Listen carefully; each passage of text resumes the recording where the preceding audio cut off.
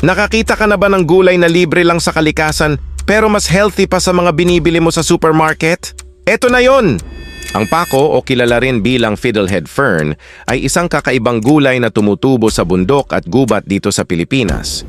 Hindi mo kailangang bumili, basta may gubat, may pako. Una, ang pako ay puno ng antioxidants. Tinutulungan nito ang iyong katawan na labanan ng mga free radicals na sanhi ng sakit at mabilis na pagtanda. Gusto mong mukhang bata? Kumain ng pako. Pangalawa, mataas ang vitamin C content ng pako. Ibig sabihin, tinutulungan ka nitong labanan ng trangkaso, ubo at sipon. Natural na vitamin C supplement. Libre pa. Pangatlo, ang pako ay mayaman sa iron. Para sa mga taong madaling mapagod, maputla o may anemia, ito ang gulay para sa inyo. Tumutulong ito sa pagbuo ng red blood cells para mas dumami ang oxygen sa katawan. Ikaapat, mayaman din ang pako sa dietary fiber. Kung matagal kang hindi nakakapag-CR o laging may upset stomach, subukan mo ang pako.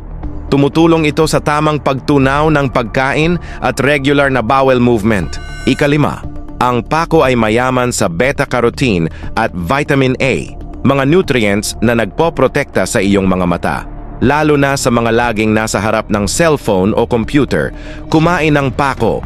Kung natuto ka ngayon tungkol sa pako, i-like at i-share ang video na ito para malaman din ng iyong mga mahal sa buhay.